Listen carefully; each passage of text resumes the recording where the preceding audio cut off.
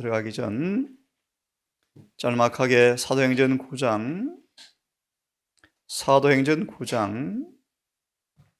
15절과 16절을 좀 보겠습니다. 성경과 정월은 우리 주님의 제장생애를 가리켜서 그렇게 표현합니다. 그분은 끊임없는 고난의 연속이었다. 포도즙 틀을 홀로 밟고 있었죠. 홀로. 세상에 사는 사람 가운데 한 사람도 예수의 사명을 제대로 이해한 사람이 없을 정도로 그분은 고독하셨죠. 행전 9장 15절 6절을 좀 읽고 짤막하게 생각한 다음 호세의 밤으로 들어가겠습니다. 주께서 가라사대 이 사람은 사울은 내 이름을 이방인과 임금들과 이스라엘 자손들 앞에 전하기 위하여 택한 나의 그릇이라. 그가 내 이름을 위하여 해를 얼마나 받아야 할 것을 내가 그에게 보이리라 하시니. 우리 주님이 고난의 1인자였지만 로마서 8장처럼 그분의 영광에 참여할 모든 사람들은 필수 과목으로 그분과 함께 고난을 받아야 한다는 것인데요. 사울을 아나니를 통해서 안수 주면서 하신 말씀이 사울은 내 이름을 위하여 택함받은 그릇인데 내 이름을 위하여 고난을 얼마나 많이 받을지를 내가 보여주겠다. 그렇게 표현합니다. 이사야 48장 10절처럼 주의 백성들을 고난의 풀무에서 택한다고 말씀하시죠. 이 구절에 귀결되는 말씀을 하나 보고 우리 본문 들어가겠습니다. 빌립보서 1장 너무 잘 아시죠? 한번 펴시기 바랍니다. 펴셨으면 20절, 21절을 제가 읽고 결론 읽고 돌아오겠습니다. 나의 간절한 기대와 소망을 따라 아무 일에든지 부끄럽지 아니하고 오직 전과 같이 이제도 온전히 담대하여 살든지 죽든지 내 몸에서 그리스도가 존귀히 되게 하려 하나니. 이는 왜냐하면 그 까닭은 내게 사는 것이 그리스도시니 죽는 것도 유익함이라. 이 구절의 주석을 다시 보시면 21절의 두 번째 제목에 에베소 4장 13절 여러 구절 인용하셨는데 우리 함께 다시 읽어보겠습니까? 바울은 그리스도 안에서 시작. 바울은 그리스도 안에서 도덕적으로 장성한 분량에 도달. 키가 커버렸습니다. 장성한 분량에 도달하였다. 맞아 읽습니다. 어떤 과정을 거쳐서 그의 영혼이 개발되었을까? 그의 생활은 계속적인 고난과 투쟁과 수고의 연속이었다. 아멘. 그럼 여러분 불평할 것입니까? 시골 생활은 낭만과 전원 생활의 몽상적 삶이 여러분 아닙니다. 아닙니다. 그분의 학교에 입학하는 것입니다.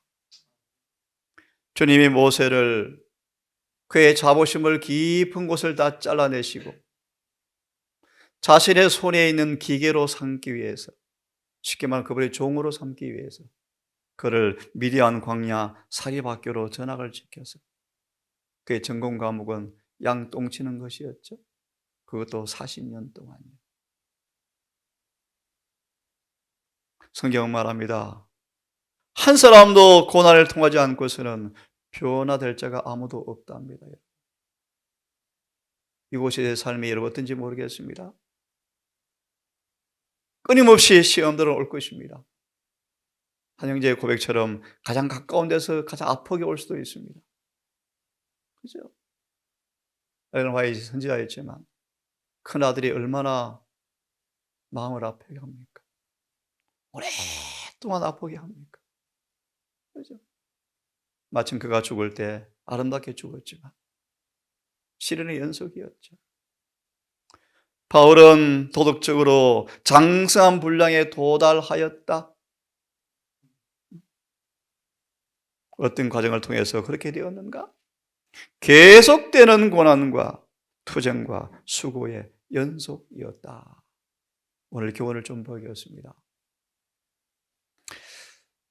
마태 14장 한 말씀을 다시 읽고 부연 설명한 드린 다음 호세의 밤에 왜 사나운 강풍이 일게 되었는가? 그 이유를 이 아침 이 시간 좀 보도록 할 텐데요. 마태 14장 한 구절을 보고 다시 한번 혹시 오해할까 봐 한 구절을 보고 정리해 드리고 말씀을 드리겠습니다. 33절의 말씀, 32절부터요. 배에 함께 오름에 바람이 그치는지라. 참, 이 장면 속 여러분 머리로 그림을 그려보십시오. 혼비백산. 그 다음 어떤 모습인지 아십니까? 꽉 죽은, 정말 부끄러워 얼굴 들 수 없는 베드로의 모습 상상하시고 들으십시오. 배 함께 오름에 바람이 그치는지라.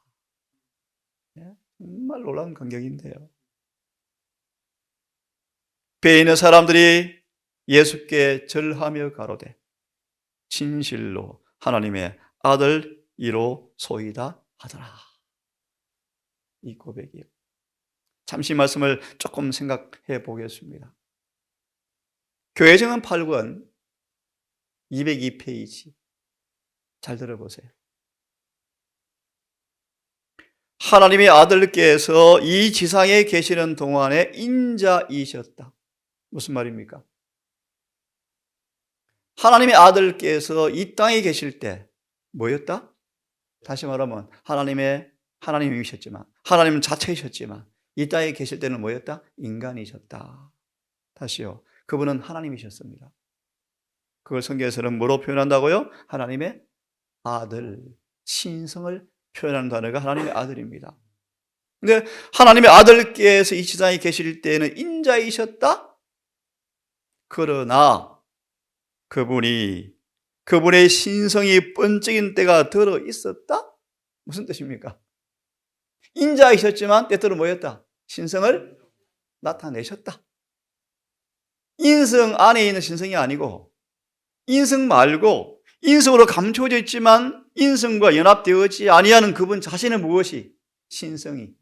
들어보실래요? 그분께서 중풍병자에게 소자야 안심하라 내 죄 사함을 받았느니라 하신 때가 그런 경우였다. 아멘. 그래서 요한복음 1장을 한 말씀을 더 배우십시오. 소자야 내 죄 사함을 받았느니라 라는 말씀은 그분의 인성 안에 있는 성령의 능력을 통해 한 것이 아니고, 다시요, 소자야 내 죄 사함 받았느니라 말씀은 마치 우리 인성이 성령을 받아 생겼던 그런 능력이 아니고 그분의 신성 자체의 고유의 능력이었어요. 이해하셨습니까? 요한복음 1장에 1절과 3절 14절인데 성경은 놔두고요. 특별히 18절을 좀 읽으면 18절을 읽으면 본래 하나님을 본 사람이 없으되, 다른 성경은요 그분을 볼 수 없으되, 타락한 이후에 우리가 그분을 볼 수 없게 되었죠. 다 죽으니까요.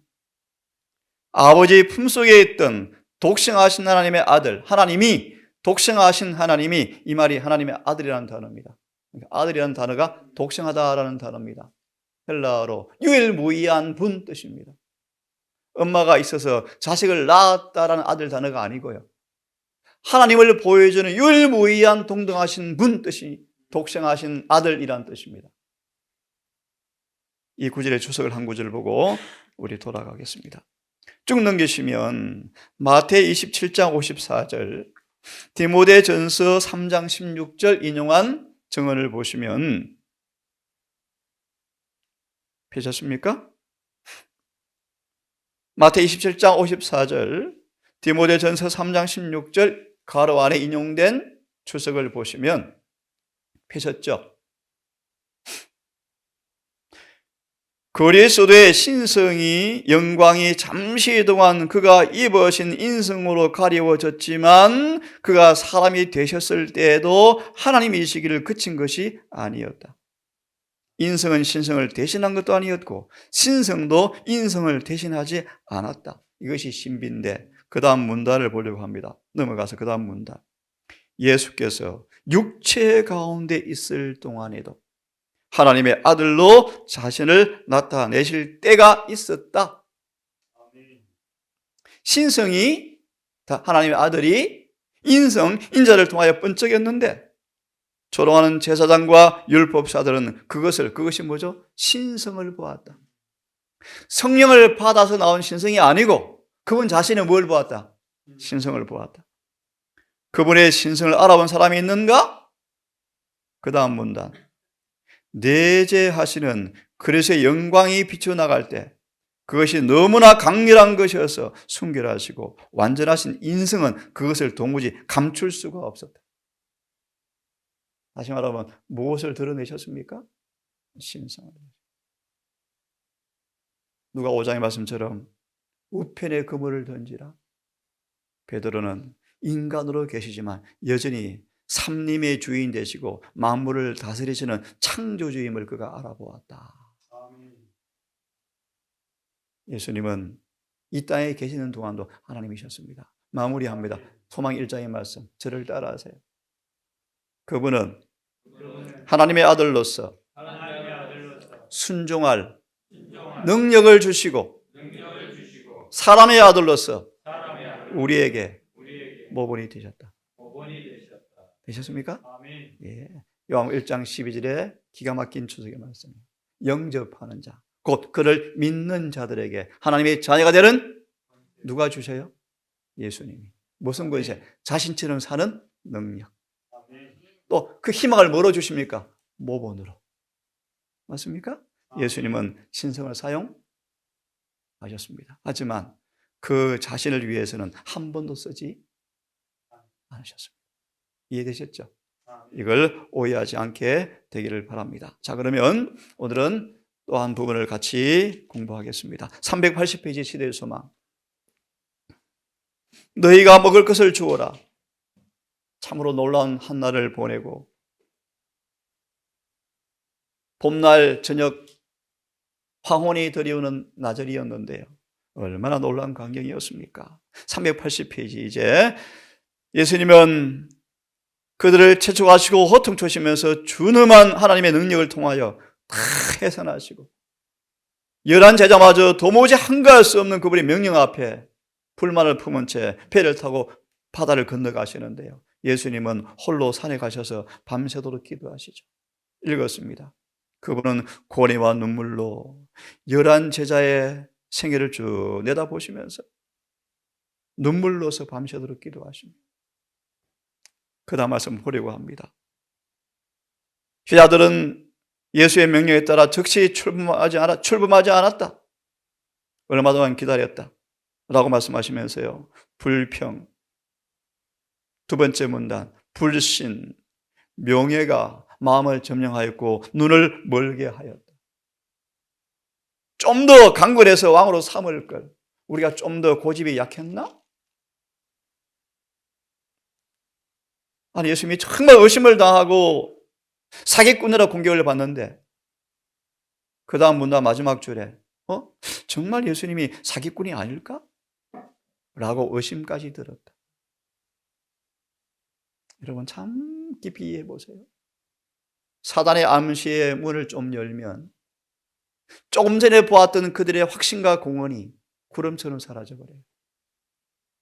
그죠?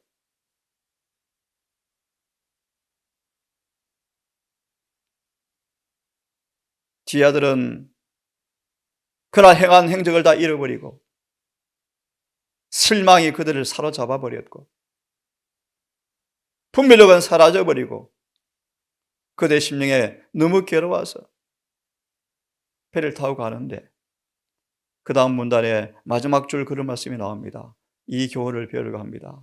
예수님은 사람들이 무거운 부담과 근심을 자초할 때 때때로 이렇게 하신다.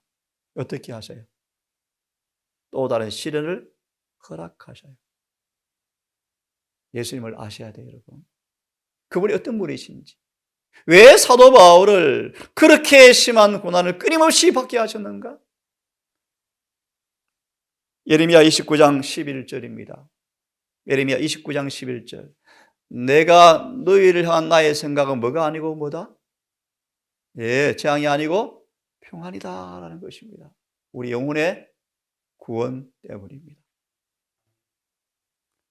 마저 읽으면 사람들의 무거운 부담과 근심을 자초할 때 때때로 이렇게 하신다. 제자들은 근심할 필요가 없었는데 이미 위험은 급히 접근해 오고 있었다. 뭐가 찾아옵니까? 사나운 광풍이 그들을 엄습하죠. 불만과 불신은 까맣게 잊어버리고 살기 위해서 안간힘을 쓰죠. 고후 1장의 말씀처럼 바울이 죽었으면 좋겠다 할 정도로 왜 시련이 임했습니까? 고백하죠. 다시는 산 자들 위해 의뢰하지 않고 죽은 자를 살리시는 하나님만 의뢰하도록 바울이 죽을 고생까지 사는 것도 체념할 정도로 고난을 주셨대요. 누구만 의뢰하라고요? 주님만 의뢰하더라고요. 오늘 이 교훈을 잠시 좀 배울 텐데요. 밤 사경까지 힘써 노를 저었다. 밤 사경이면 뭡니까? 10시가 다 돼갑니다. 밤새도록. 그때 예니신 보시면 예수께서 뭐하고 계셨습니까? 계속 그들을 지켜보고 있었죠. 가만히 지켜보고 있었죠. 언제까지요? 우리가 죽게 되었는데 왜 안 돌아보십니까? 선생님. 그때까지 지켜보고 있었죠. 그도 말합니다. 우리가 섬기는 주님께서 어떤 분인가를 좀 배우기를 바라는데 이 교훈을 한 사건을 통해서 좀 보도록 합시다. 민수기 21장. 민수기 21장. 주님의 사명과 하신 일을 정확하게 아는 것이 얼마나 중요한가를 우리가 배웠습니다. 함께 성경을 읽습니다. 민수기 21장 6절을 함께 읽어보겠습니다. 시작. 여호와께서 불뱀들을 백성 중에 보내어 참 이 말씀도 의미가 있죠. 보내어. 정확하게 번역해드리면 예수께서 억제하던 손길을 거두니까. 그죠? 다시 읽습니다. 여호와께서 불뱀을 백성 중에 보내어 읽습니다. 시작. 백성을 물게 하심으로. 백성 중에 죽은 자가 많으니 참 우리 예수님이 어떤 분이십니까, 여러분? 왜 이렇게 하셨을까요? 4절과 5절에 마음이 상하였더라. 왜요? 홍해길로 쫓아서 에돔 땅을 둘러서 행하려 하였다가 왜 에돔 땅을 둘러가게 합니까? 그들의 불신 때문이었죠. 마음이 상하였더라. 왜 또 힘든 길을 가? 예수님 또 왜 힘든 길로 또 인도하셔? 마음이 상하였더라. 또 5절은요. 원망이 나오면서요. 차라리 애굽에서 살다 죽을 걸 왜 광야로 인도했어? 그때 여호와께서 불뱀을 보내어 물게 하여 죽게 하셨더라. 주석을 보시겠습니까? 21장 6절에 한번 읽어봅시다. 같이. 짧은 문단입니다. 기적으로 보호를 받음. 자, 함께 읽습니다. 시작. 그들의 배은망덕한 태도와 하나님을 원망하는 불만을 징계하시기 위하여 주께서는 불뱀들이 그들을 물도록 허락하셨다. 이 뱀들은 불뱀이라고 부르는 것은 물리면 살이 불에 타는 것 같이 아프고 금방 죽기 때문에 붙여진 이름이었다. 지금까지 이스라엘 백성들은 하나님의 계속적인 이적으로 이 뱀들에게 물리지 않고 보호를 받아왔다. 왜냐하면 그들의 여행하는 광야에는 불뱀들이 득실을 거리고 있었기 때문이었다. 그들의 비록 물고기와 보리떡이었지만 배고픔을 허락해 주었지 않습니까? 그분이 함께하는 한 끊임없이 공급될 것을 보장하셨죠. 그분이 임재의 상징이었죠. 사치와 불을 평안을 허락하지는 않지만 고난에 오겠지만 비록 천박한 음식이지만 끊임없이 일용할 양식을 준다는 보증이었죠. 똑같습니다. 그들이 그걸 잊어버리자 의심과 불평과 원망이 찾아오자 주님께서 또 그들을 징계하시는데 광풍을 또 허락하시죠. 그 고통을 통하여 베드로를 완전히 납작 엎드리게 만들어버리죠. 그런데도 또 베드로가 마음이니까 고개를 치켜들고 또 잘났다 그러죠. 그러다가 예수를 부인하고 저주하고 마침내 겟세마네 회개를 경험하고 갈릴리 바다에서 회심한 모습으로 드러나서 그가 마지막 거꾸로 못 박아 죽는 경지까지 나가는 사람이 되어버렸습니다. 이 말씀을 조금 더 보겠습니다. 부자 선지자 428페이지를 펴십시오. 시리아 소망을 통하여 정말 우리가 성경의 예수께서 어떤 분인가를 경험적으로 이해하고 인물의 역사와 이스라엘 역사를 통하여 더 깊이 그분 아는 지식 가운데서 우리 삶 속에 이런 예수님을 만나고 경험하는 그런 노래가 신화의 간증이 나오기를 바랍니다. 428페이지를 펴세요. 428페이지 마지막 줄입니다. 429페이지 시작되는 줄입니다. 제가 읽어보겠습니다. 모세는 백성들 앞에 그들의 죄를 충실히 제시하였다. 하나님의 종들의 의무죠. 임무죠. 힘들지만요. 충실히 죄를 지적하였다. 모세와 아론의 차이점이죠. 모세는 고통스럽지만 죄의 명령을 전달하는데 너희가 불신 때문에 다시 광야로 뭐 해야 한다? 돌아가야 한다. 여러분 생각해 보세요. 가난을 눈앞에 두고 다시 뭐 한다? 광야로. 그래서 어떻게 된다? 이 1세들은 다 광야에서 죽는다. 이 말을 전달하는 게 모세가 얼마나 힘듭니까?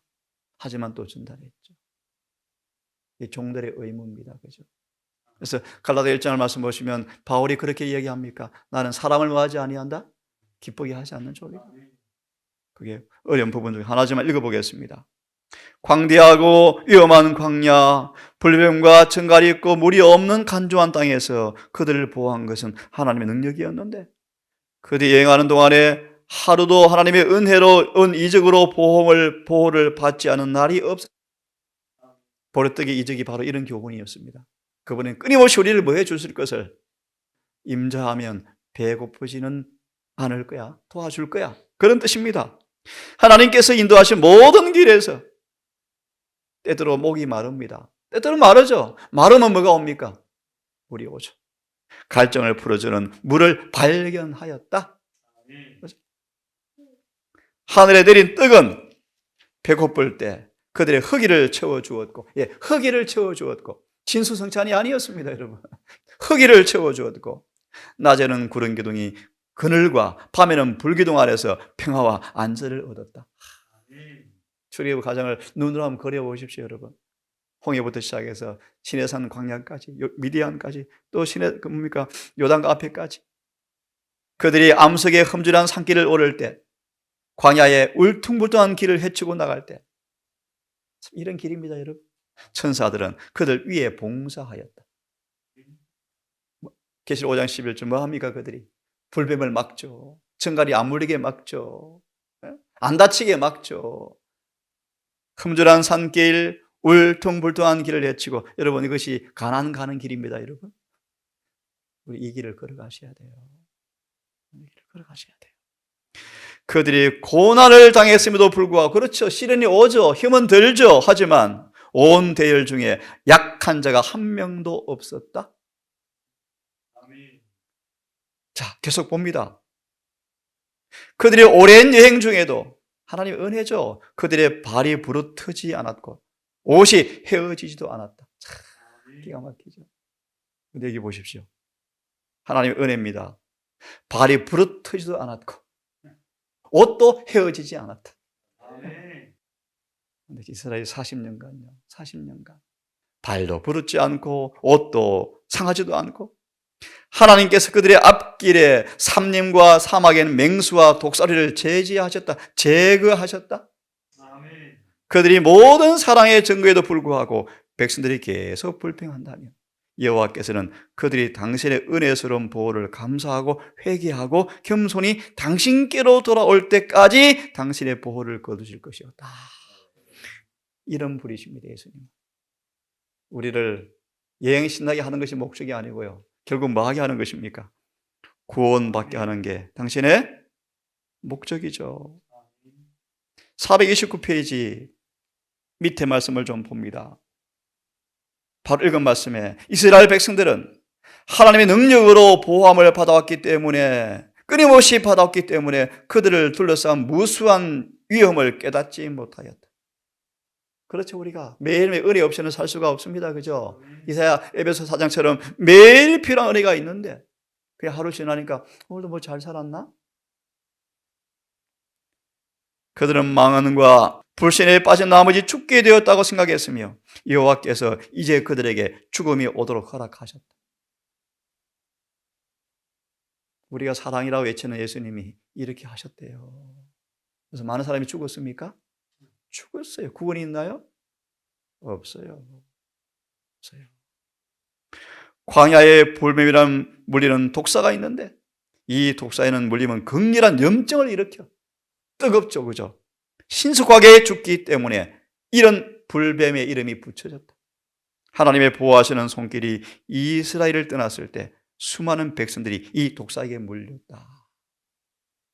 불평, 원망, 불신, 의심, 그 죄에 고쳐주려고 뭐가 허락되어집니까? 광풍이 허락되어서 밤 사경까지 혼비백산하게 만들어요. 주님은 그들을 구원하려고요. 그들을 구원하려고. 엘레는 화이트이 마지막 평안하게 안 죽습니다.